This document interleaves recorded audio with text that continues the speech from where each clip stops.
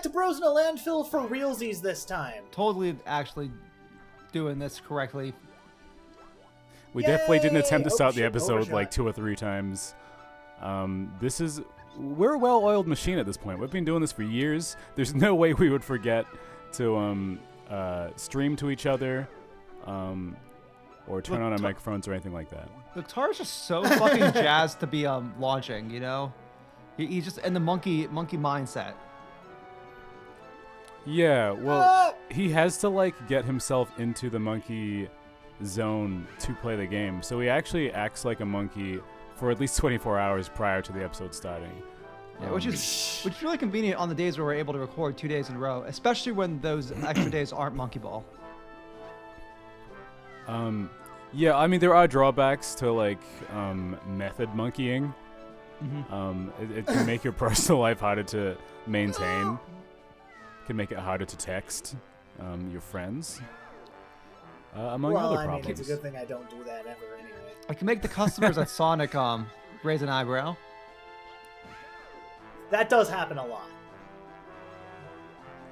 Probably Bro, because damn, this man or primate or whatever is so beautiful.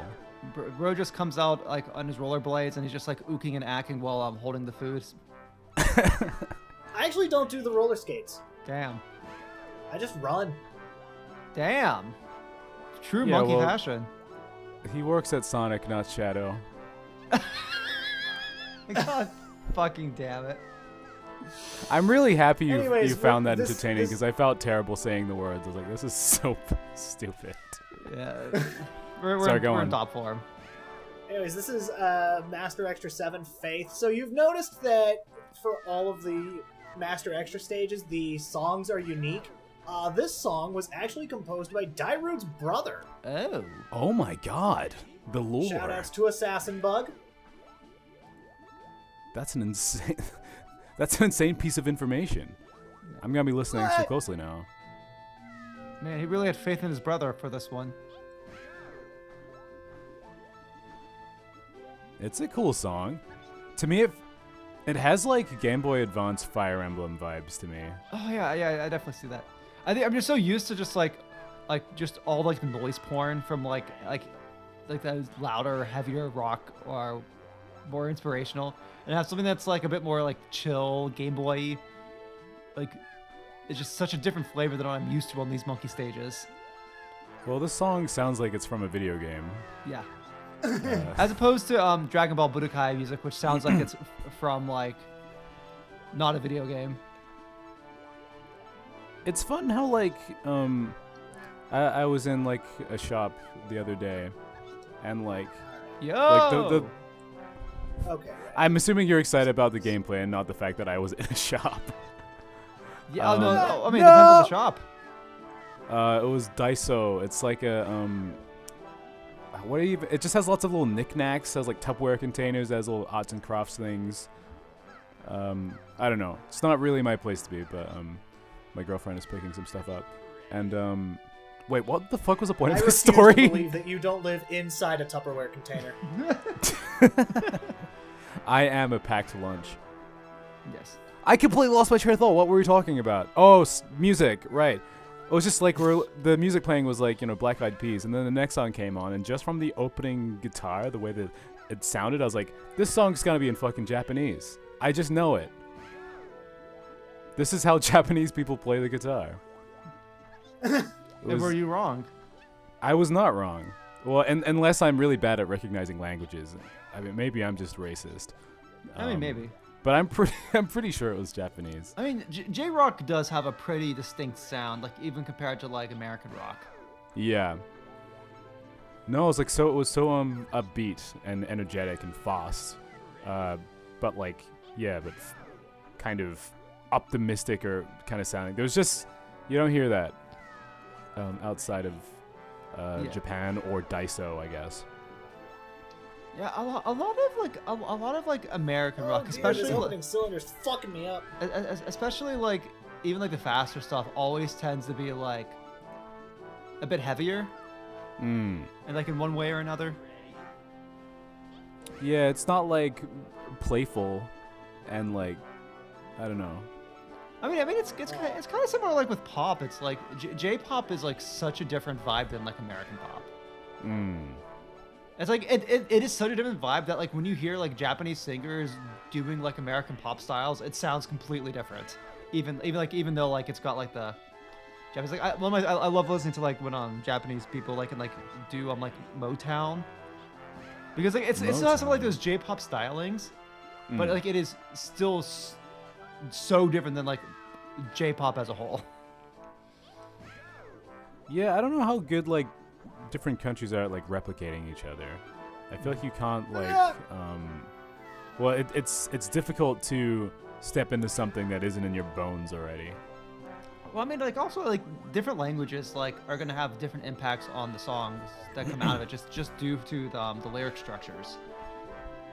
I thought it was possible to just kind of full send this cylinder, but evidently not. Yeah. This pinched cylinder. The fact that the cylinder is pinched is fucked up. Who the fuck pinched my cylinder? Yeah, it's like someone was like trying to get like everything out of the toothpaste. I probably should make sweeping comments about pop because like I haven't worked a normal job that normal people have in a while. So like I have had much less exposure to whatever is on the radio or plays inside the shop. You don't have the subway station playing. Yeah. No, I knew what all the fucking popular songs were when I was working at Subway. Drove me crazy. But I think I kind of I have some idea. I know that Sabrina Carpenter's is the hot business. I know that she's working late because she's a singer. I'm assuming you guys have no idea who that is. Nope. She has a song called Espresso. Huh. It's okay. All right, I know. Okay. Look, I know I'm on the Super Monkey Ball podcast. It's fine. I'm just glad that I'm not alone in not knowing what the fuck is going on. Though I did hear, you know what's crazy? Like, I'm sure you guys know at least a little bit about the Kendrick Lamar and Drake beef from months ago. It was crazy, like, going into, like, a Was that months ago now? Man. I think so. Oh, it's been a while. It would have been like, It was like 2 months yeah, at most, yeah. right? I was gonna say, like, Well, 2 months sounds right. Yeah, that was, like, the core of it. Now it's kind of slowing down and, you know, got, like, a music video and stuff. But, it was crazy going into, like, the pasta place. And, you know, Not Like Us is playing. Completely uncensored. Like... It's an insanely popular song that is like at least half based around calling like one of the most famous pop stars in the world a predator. It was just a weird like I was just there to like eat some wedges. Look, I love the song. I was just like, it's funny because like you know it seems like a family place. Apparently the radio version of Not Like Us. It doesn't even have the word jabroni in it. They censored out the word jabroni. Excuse me? Yeah, Man. so like the radio fucking gutted it, but I guess this shop was just playing it on What is Spotify this, the or Kids something. Bop version?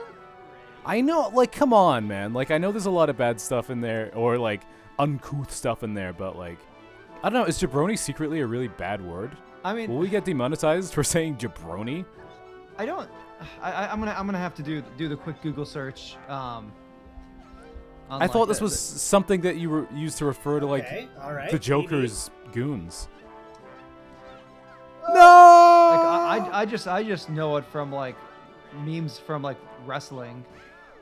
That was Hulk Hogan's thing. Right, wasn't it? right. Maybe they're censoring it because of Hulk Hogan. Well, like the thought that it can't be racist because The Hulk Hogan said it is going to hilarious. sue. No. Yeah, so jabroni is a specialized term for a jobber. Okay. So All right. So like for the audience who doesn't That know, makes sense. So for the audience, it is a performer whose primary role is to lose to established talent. But is that term from wrestling or just popular in wrestling? Like I'm just Yes. wondering. It's just interesting to me that Kendrick Lamar made a pro wrestling reference in his song. I just think that's fun. Yeah, the Jobber is primarily a wrestling term. Yeah, but like Jabroni. I think it is from wrestling. So maybe what you're hearing is jabroni might be. There's another word that sounds similar. That's like a naive person, immigrant, hoodlum, fool. That's like, I'm not gonna say it just in case like it actually like is like offensive to some degree, but like it's like jabroni, but like without the R after the B. I think he does say Jabroni. I'm pretty sure. And I don't know if that other version would really make sense to throw at Drake anyway. Yeah, I mean like he was Canadian and he moved down to America. Yeah, I guess that's true. Well, like, I guess the entire point is that he's an outsider, right? Like he's not like us. That said, I'm pretty sure he says Jabroni. So it's a moot jabroni point. I mean, like, yeah. Honestly, I'm not like I don't know that much about like the history of the all I know is that like Drake was on like a tween show like Degrassi, and his character got like paralyzed from like the waist down due to being like shot. It was like in a wheelchair again, and like Drake didn't like really like that image or something. I don't know. I guess I haven't looked too much into Drake's opinions on the show he was on or the character he was playing. But I did become like weirdly obsessed with this whole rap beef when it was happening. I mean, it was pretty wild. Right, we live. It was crazy. Like, in terms of rap beef, it's probably like one of the most interesting rap beefs. It's really interesting and really like the way that played out is such a you had to be there moment. Like if you were following it as it was happening, like the fact like a song came out, oh shit, another song came out 1 minute after the last one. It was in like the middle of the night. It was crazy. It's the only type of rap beef that could only exist in like the modern era with like the internet and stuff. Yeah, well, I was watching a video about that was kind of mentioning like, dude, like back in the day, rap beefs would take like ages to complete because there would be like, you know, several months between responses and stuff. But like in the information age, it's like, if you don't respond in 2 weeks, like you're a loser. It's like, damn, dude, I gotta write a whole song. Fuck. It's my personal opinion though that Kendrick Lamar probably had a lot of the stuff worked on before the beef actually began. I think it was a very premeditated murder. Like it was a borderline manifesto. The same video I was watching was kind of saying like, the crazy thing about it is that like, he was saying like he can't look at Kendrick the same way after that because it's too diabolical. He was like, back in the day, in the medieval times, like the executioner would have a mask on because like you couldn't look at that person the same afterwards or feel safe around them if you knew that they were capable of chopping a dude's head off. I'm like, I kind of feel that. Anyway, like, it's hilarious that we're talking about this now. Yeah, I mean, what else? Well, being personal landfill is considerably belated on most topical subjects. I guess so. It's just, it's funny to like come to the topic at all this late. Oh man, that one hurt to watch. It was mildly satisfying though. I feel like that's the approach though, because those rings get steeper the further you go. Oh. Truly diabolical. It's difficult to notice, but it's true. Yeah, I mean, maybe. Yes. All right, we're good. You love to see targeting more consistent with the earlier stuff, and then he falls off as you say such things. Yeah, it's really the commentator's curse. Yeah, you're welcome. I had to get that out of my system. Actually, speaking of censorship, Tara, I wanted to ask your help because I've been working on your I worked a little bit on your character, your playable fighter I'm making of you in Smack Studio today. And I realized that I need to remove some sound clips because the word fuck is in them, and I'm not allowed to upload sound clips with the word fuck on Smack Studio because of the, the Tar's terms. catchphrase. And I should probably follow the rules as a dev. How would you feel about recording some voice lines for me? Sure. Okay, that sounds good. Business achieved. It would probably be good to get clips using the new mic anyway, because I don't know how many of them use the new mic. Oh, true. Yeah, if you can just like record yourself and. But don't say it yet. Oh. Wait until after the show. Yeah. Okay, sorry. This is not a business. Yeah, moment. Tar needs to make sure that his fans not going when he records these.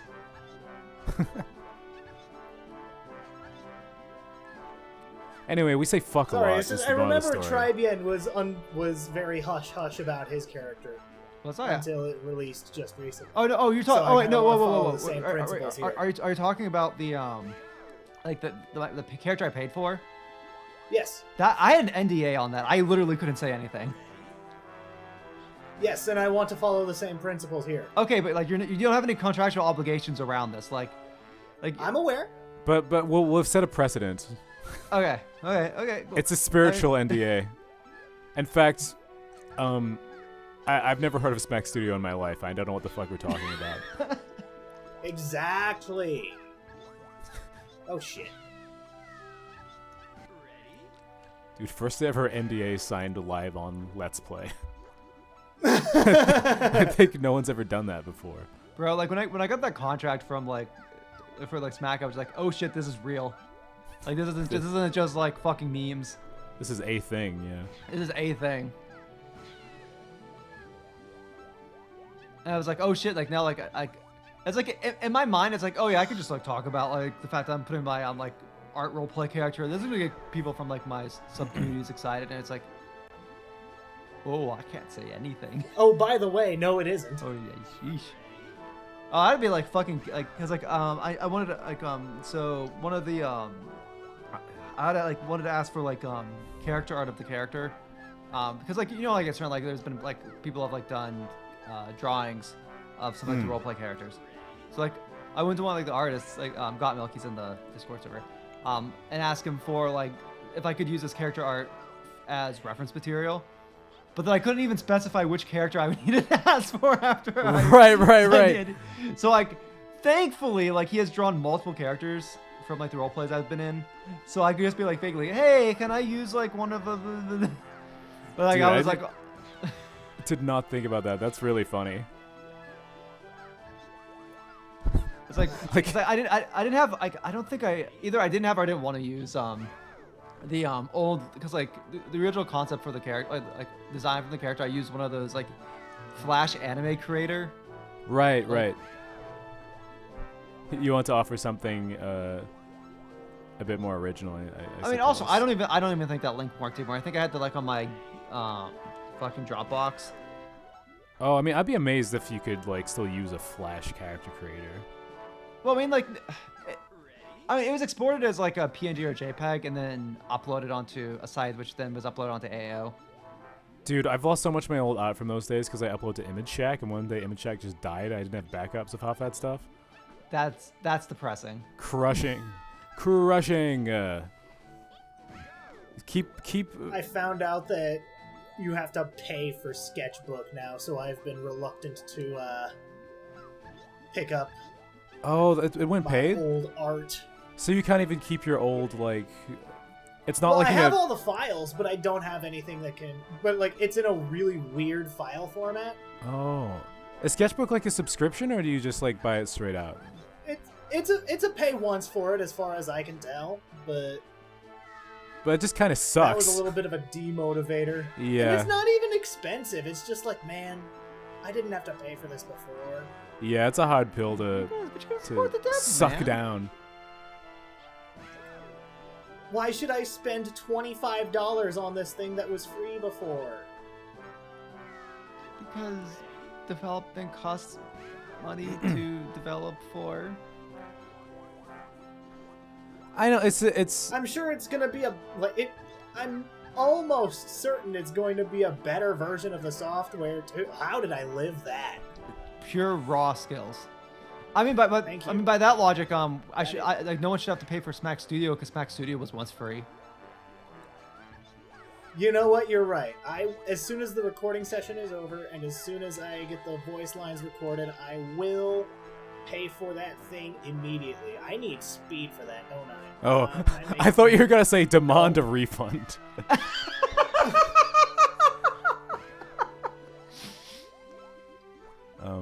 Yeah. Man.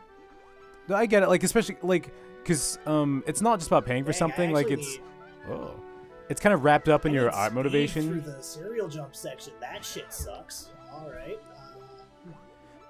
I just want to say, by the way, shout out to Got Milk 7 for all the all the art he used to do of Ace Attorney Online roleplay characters, like, because a lot of them didn't have art without him, and actually, I'm just realizing, just real quick, because I haven't spoken to him in many years. Is he, him as pronouns? I think God is a they, them now. All right, my apologies. I remember them saying that. Shout out to them. I can't keep up with any Ace Attorney Online stuff anymore. Like at least old community stuff.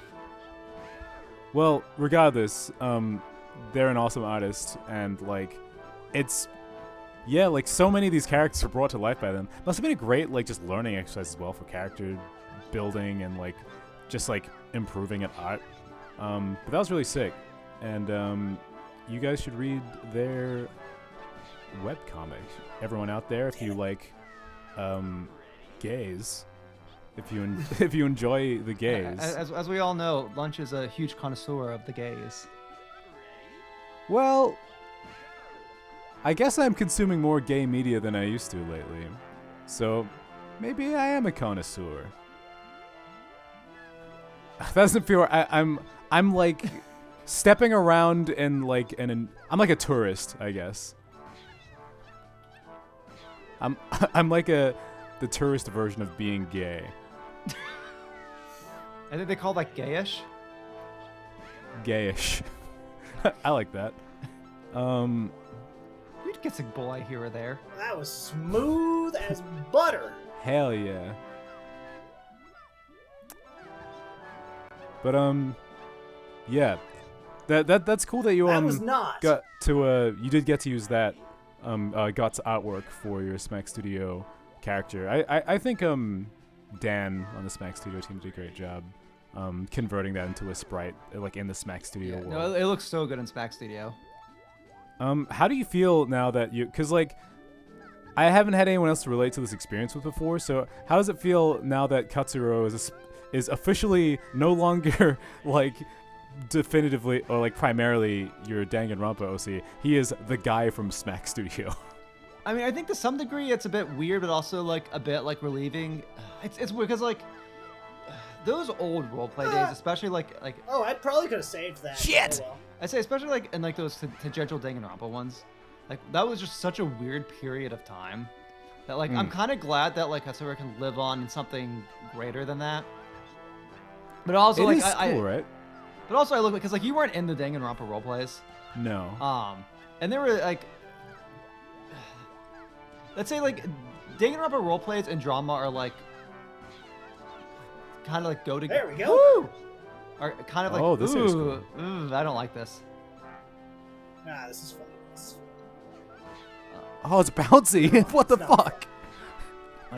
I would say like probably for like the majority of the community at the time, like the Danganronpa community, the Danganronpa roleplays probably weren't people's proudest moments, or at least compared to the rest of the roleplays that happened on the site. I wouldn't say those are necessarily the best memories that people have with roleplays.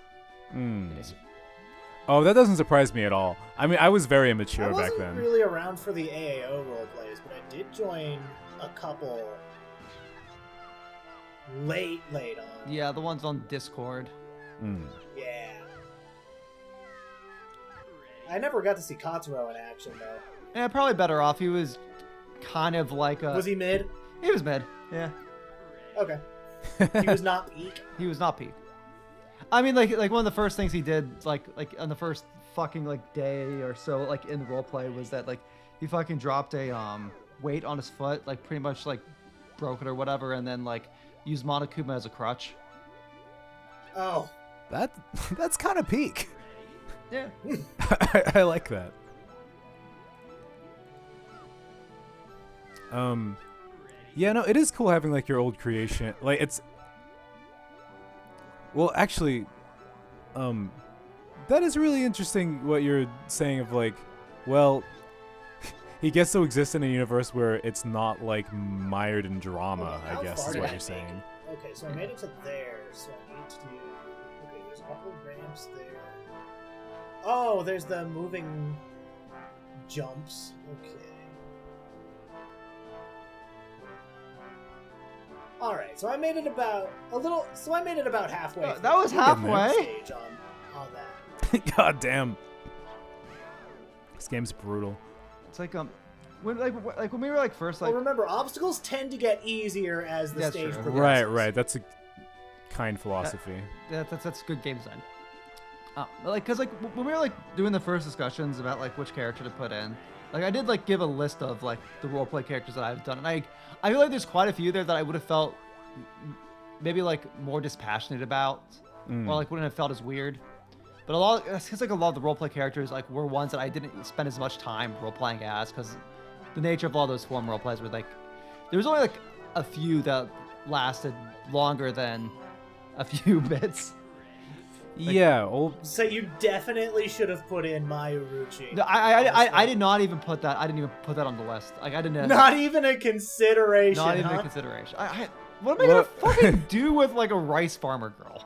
What? Like. I kind of like her already, and I know almost nothing about her. Yeah, she was. I think she's actually like my worst character. Oh like, damn.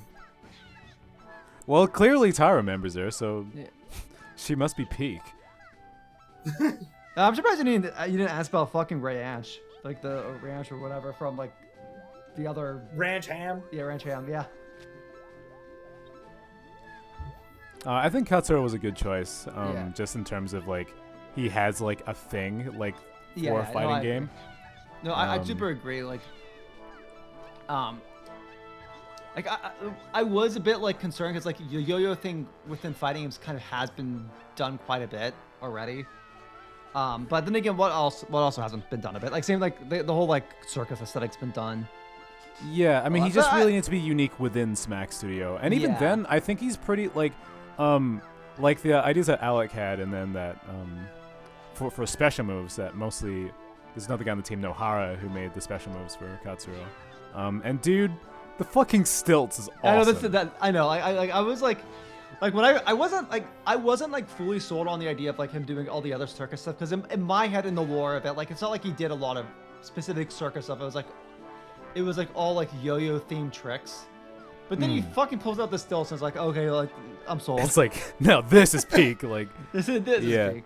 No, being able to use stilts and a unicycle and like juggle like in a fighting game is actually really cool. Yeah, I thought those were and awesome ideas. And also like it's like with the limitations that they found using the yo-yos, like it was kind of like necessary to find other things, and like they really made the best of what they could have.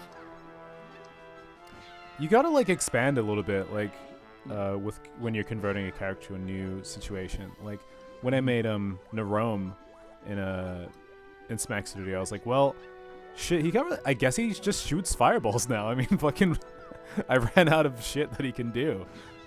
He punches and kicks and stabs. So let's like expand on the idea of it and see where we can take it. Yeah. We live those, by the way. We fucking no! We don't live those. Famous lost words. Oh, right. So, Katsura was a Danganronpa OC. I've known this for a long time, but I was never clear on what his talent was. Is he just Ultimate Yo-Yo? Yeah, Ultimate Yo-Yo. So, he was... Okay. So, cool. Here's the thing to know about me around that time. Is that, like, I was really into the Yu-Gi-Oh! Manga. Specifically, those first, like, I think 7 volumes.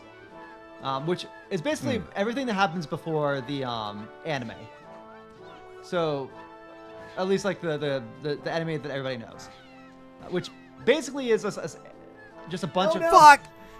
Which basically like it's chapters of chapters are just random games, not even like the card game. Like the Duel Monsters card game shows up in two mini arcs, and even then it is like nowhere really near anything like the actual game itself that it became.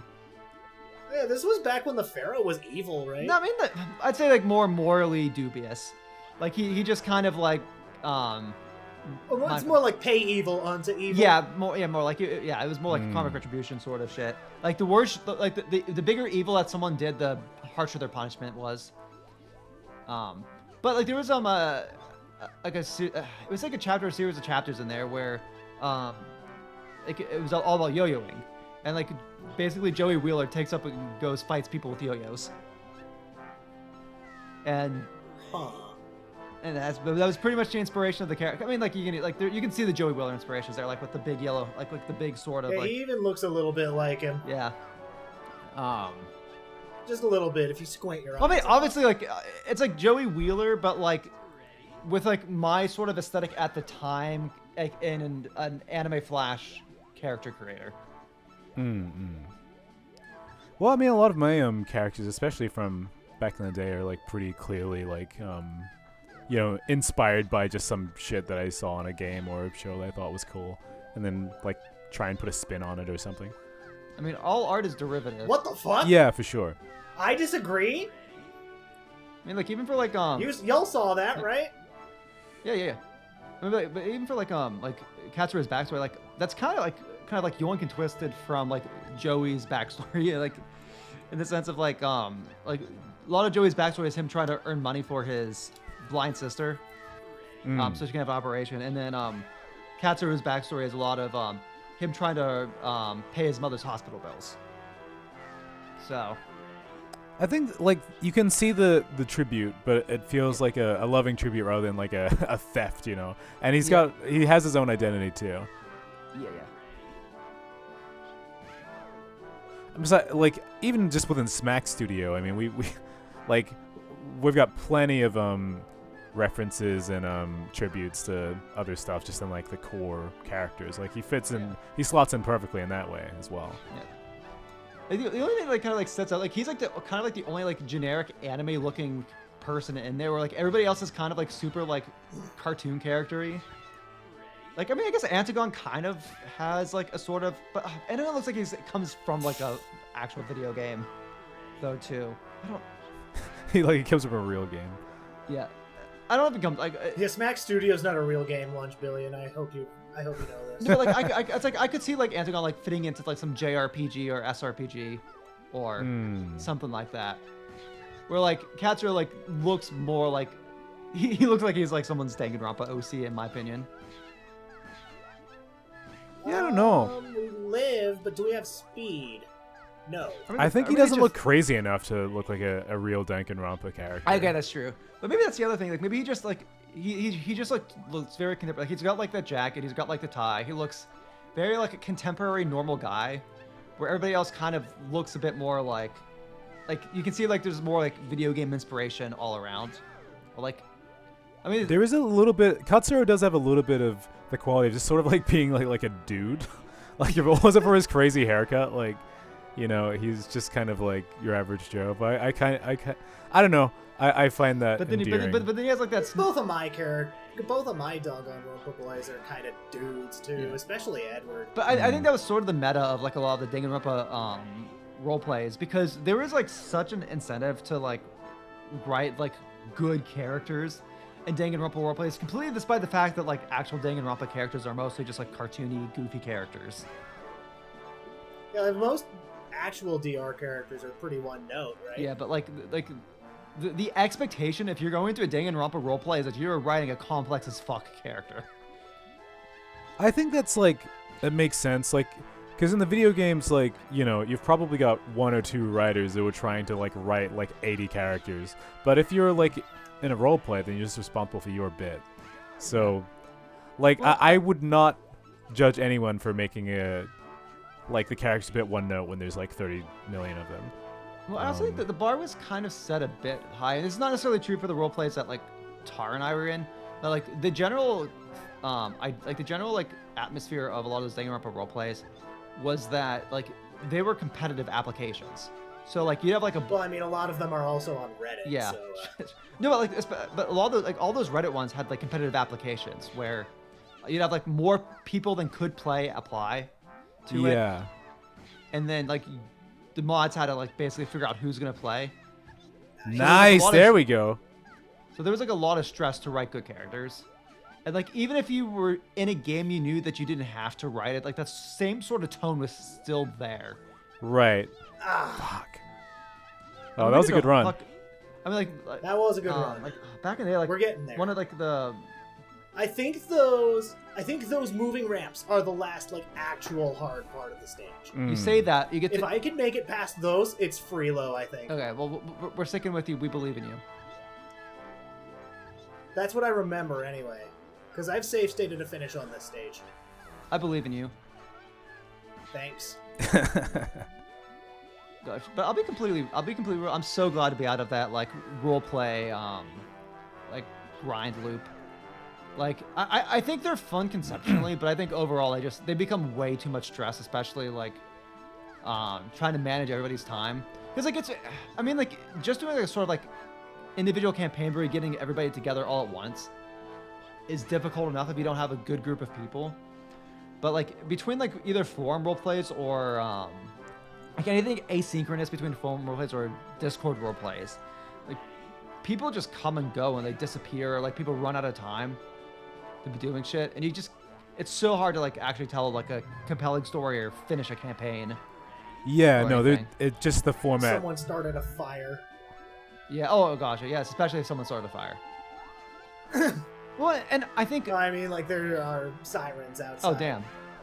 Yeah, it's because they can tell that we're discussing role plays, and they know that role plays lead to hot wars. drums. Yeah, I think the other thing too is like I think, and this is something like I've noticed myself through playing role plays is that like I feel like it's kind of impossible for I won't say everybody, I'd say like for most people to fully divorce themselves from their characters. And then when you get into something like Danganronpa, where there's going to be characters dying, you have characters that have to lie, or like who are trying to stay in character. And when you're doing this whole like asynchronous everything through text, I think tensions can grow in certain ways, or people can feel slighted personally when there's nothing personal towards that person. It's just towards the characters, or like trying to do things for the sake of the game. But like it's not like you have a GM sitting there watching everybody all the time doing everything and like moderating the game. Yeah, and like, you know, if you've got like an application style where everyone like really puts their heart and soul into coming up with a character idea, like everyone's gonna reasonably feel protective of that idea, when like I think really what you want in a role play like that is a collaborative storytelling philosophy where everyone is like happy to lose or die or whatever if it's of a story. Holy crap. I'm scared. But you know, like, and also like if you're yeah, please. If you're playing a game like this, this is so sad. You could taste it. Legendary. Oh. He's almost there, folks. He's almost got it. We have faith in you. With you and your 171 deaths. You don't have to put it like that. I was just thinking, actually, like, I think part of the issue is that if you're writing in something like that, chances are you're probably, like, probably in your early 20s at the oldest, but likely somewhere in your teens. And I feel like just, you know, I mean, I was really immature at that age. I was really not very good at navigating conflict. And, you know, I think a lot of my past behavior in online stuff like that was poor.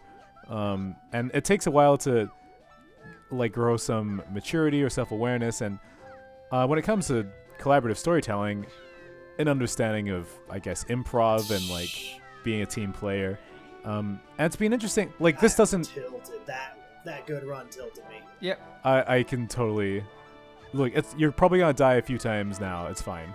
Yep. I'm not gonna play well until we hit like 200. Yep. Just burn those lives and just reset yourself. Whatever you gotta do. Yep. Where Lunch and I postulate. It's been interesting. I don't know how direct of a, like, how similar this is really, but it's been interesting watching the Smack Studio community grow, because a lot of people on this game, and especially ones active in the community, are on the younger side as well, and you can tell just from the way that they act and how they navigate conflict. It's like, this is like how I used to. And it's interesting being on the other side of it, and like trying to look. There was like a huge argument on the Discord last night. It was insane. Oh, man, jeez, that's unfortunate. There was a big drama, and it's been interesting sort of trying to come back to this sort of scene, but like from the perspective of like having to try and be the grown up. Yeah, I don't know. It's time passing is weird. I think it's not just like time passing itself. It's that like it's seeing yourself in other people, because like I think the unfortunate thing is that like in these creative spaces. I died on the helix? That's insane. That's embarrassing. What the fuck? I think like in these creative spaces, like the types of people that like end up like in these sorts of like discords or forums, like are people that are like, I think ultimately want some form of validation for the creations that they're making. So there's a lot of like there's like a lot of like passion put into whatever they make, but like the people who are taking that in aren't necessarily cognizant of what the other person is looking for in terms, and then like that can cause like some weird asynchronous levels of like feedback that like, or like, I mean I say like, but still like within like the asynchronous community, like with the case development of like people just want recognition for what they want sometimes without going through the entire learning process of just churning through or like churning and growing as a creator. It's just like unrefined yearning or something, I guess. Yes. And yeah, I think if I was gonna do something like this again, I'd consider having a philosophy where I'm like, well, maybe my role in the story is to try and hype up other people's characters and let them have cool moments. Yeah. Because that's rewarding as well. Well, okay. I remember when I was doing Supernova Suspicion, one of the Danganronpa role plays. Awesome title. I made my character literally to die first. Because I remember a lot of people in previous... shit. Yeah, I remember previously in this community there was a struggle with people wanting their characters to keep living, so nobody died. Well, no, I mean, like, not just that, like, in Ultra Danganronpa, which Katsura is from, like, there was a lot of drama around the so, like, the first victim was essentially a new user on the forum. And right. There was a lot of, like, personal tension of, like, they didn't feel like they kind of, like, felt like they were singled out, or, like, I won't go into, like, the full details, because, like, I know I didn't handle that well, because I mean, like, I took that, like, personally as well. Just, like, because, like, I had problems back then. I mean, we all have problems. We're teenagers. Yeah, of course. We all, yeah, but, that's the point then, of like, the conversation. The sort of thing, like, that kind of, like, made things a bit, like, worse was that the guy that, like, was the, like, I won't go into that. I won't really relitigate it, because, like that's going across the point of the lessons learned. But we're not going to, like, dredge up, like 10-year-old forum drama on Bros in Landfill. Then what's the fucking point? Yeah, but it was just like there was a lot of, like, frustration over who was like around the facility, and, like, I remember at the time, like, Guardian Dreamer wanted his character to be, like, the first one to be, like, he made his character be, like, the first victim, but then, like, everybody liked his character, and, like, even though, like, that's exactly what happened to me. Yeah, exactly. You know what? Like, isn't that a great reason to kill a character, though? Doesn't that create such drama? Yeah, but I think in the case of Supernova Suspicion, the first victim was also, like, someone else that, like, because I think it was Blackroom's character. I think Blackroom also, like, wrote his character specifically to be the first victim as well.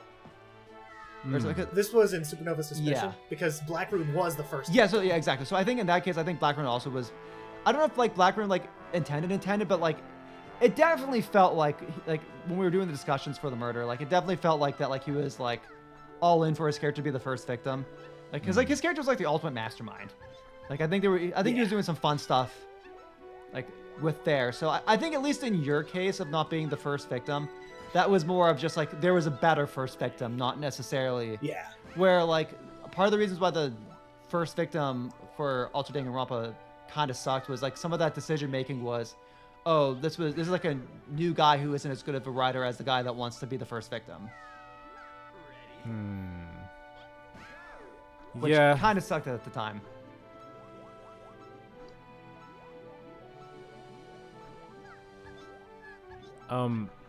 This is just kind of an aside, but like with the were you saying earlier that Guardian Dreamer wanted his character to die first and then it was too likable? Yeah. Because Guardian Dreamer characters are just like that. Yeah, I know, right? That's the problem is you said it was a Guardian Dreamer character, so of course no one wanted that character to be fucking dead. Yeah. This is a call out to everybody to go play Guardian Dreamer's cases on Ace Attorney Online. That's such a specific call to action. That's accessible. Yeah. Dude, I mean, this entire... I've tried navigating AAO lately. It's a nightmare these days. No, it's not. It's very easy. What are you talking about? I don't think the Zoomers know how to go to any websites that aren't that aren't TikTok. Yeah, well... You just go to the forums, you click your trials, and you click on a trial that looks interesting, and then there's a link there that links you to the trial. Dude. Or you can just go into like the site, the part of the forum, like the part of the site that lets you search for trials, and you can just like search for trial by name. Yeah, the part of the site that lets you search for trials is what's difficult to navigate. I mean, it used to be simple, but they changed it, and now it's bad. No, the search function's a bit wonky, but like also like I don't think the majority of people. The search function's a bit bad. I don't think most people that use Ace Attorney Online like do go to that section to complain. I think most people just go to the forum section and click through links there because that's where people advertise their cases anyways. Yeah, I guess so. That's bad design. It's funny, like my friend Jen was like looking for some like advice on some technical issue online, and so I clicked on a link, and she was like, "What the hell is this?" And it was literally just like a forum discussion. She's like, "What the fuck am I looking at?" I'm like, "Dude, I'm so old." Nah. I guess if it's not like Reddit or something, it's like I don't understand. I don't think I don't think it's an age thing. I think like it's a culture thing. Like you're either cultured and understand forums or you don't. Like tech changes so fast. Like let's be completely real. Tech changes so fast, and like the UIs for sites like change like regularly enough. Like that like anything that does not fit within like the thing that you were completely used to at like the current moment, like will feel wrong to you. That's true. I mean, like technology makes like an old man out of all of us, like all the time. Like you could be like 5 years old, and when you're 6 years old, you'll feel old just because of like how much UIs have changed. Like it's really not an age thing. It's just that they purposely make things confounding and confusing, to increase your like retention time on the sites. Right. So that's why the Ace Attorney Online search engine is terrible. Also, the site hasn't been the site hasn't been like properly updated in like a decade. Like it's let's be real. It's from like the 2000 or it's like 2010s or whatever. I mean, like I think the current like I think we're on V6. I think V6 was early 2010s. And I thought V6 was like 2015. Yeah, that sounds. I couldn't remember if it was 2015 or if it was earlier than that. Dude, the real Ace Attorney Online was when the forums were gray.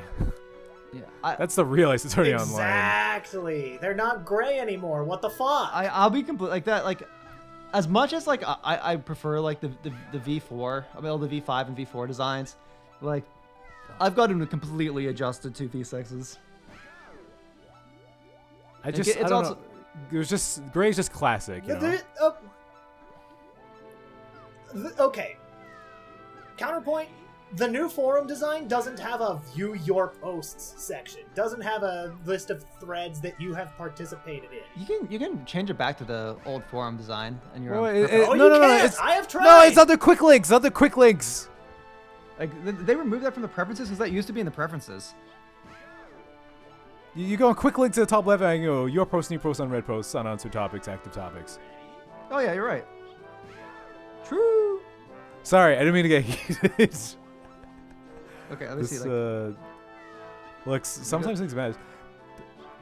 Dude, I clicked on I clicked on my History Online account because we have this conversation, and I just saw the Friends tab, and I think my heart just melted. And all these names, or I don't know what happened to them. This is so sad. What happened to Swagma Vampire, formerly BB Blader? I don't know, and I will never know. What happened to Daipo Delina? Actually, I know what happened to him. He sometimes comments on my Instagram posts, which is kind of hilarious. That's funny.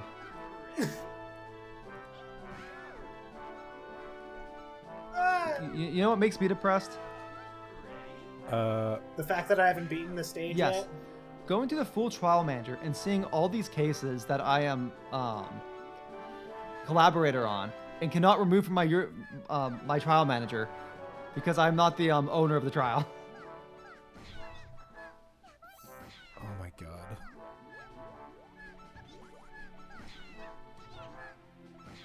Man. My Okay, I think we call the episode when I hit 225. Yeah, let's do that. Like my like I'm getting tired. That's fair. Like I'm getting fatigued. My reduced trial manager is like practically the length of my phone screen. What? I wish I made more trials. I wish I had more fun cringe to look back. Well, all my cringe is contained to the roleplay threads mostly. Nah, all right, we live those. I've deleted a lot of my old cringe trials that do not hold up well. Damn, like, straight to the Shadow Realm. Oh, Damn. Oh. Like I've got my more modern good stuff that like people seem to actually like. Yes. Crazy that I'm struggling with this stage this much. I thought this was one of the easier ones to. It's the commentator's curse. I thought this was one of the easier Master Extra stages. It might be like easy in isolation, but it might be one of those harder ones when you're trying to like do a show. Okay, I'm gonna wait for the next cycle. This has been such a weird trip of a conversation. Like, I know it's not like we don't ever talk about, like our old writing days, but I'm feeling like just especially wistful today. I'm not really sure what it is. It's definitely Tar like pushing us longer, trying to beat a stage than. Yeah. This was my fault. We're blaming the rat. Yeah, but then Helen's gonna have to sit through and watch through like an hour of this. Watch through an hour of this and I don't even beat the stage at the end. No, but what about all of the fascinating relitigation of 10-year-old dramas? I think we'll cut all that. We'll just have the episode be like the first 10 lives. Right, this is the last attempt. It'll be like the first 10 lives and the last 5 lives. We're removing all the stuff that's incredibly personal to just us. What the hell? The stuff this has been Bros in a Landfill. Cringing off. Dude, Man! you were so close, dude. You were so close. I was, and I'm so pissed about it. I think we could cut the episode right there and pretend that he beat it. Can we just like draw a picture of like Mimi passing the goal in MS Paint and just be like, oh, whoa, and we can react to it like it's real? Do you think they'll buy it? Super Monkey Ball launch.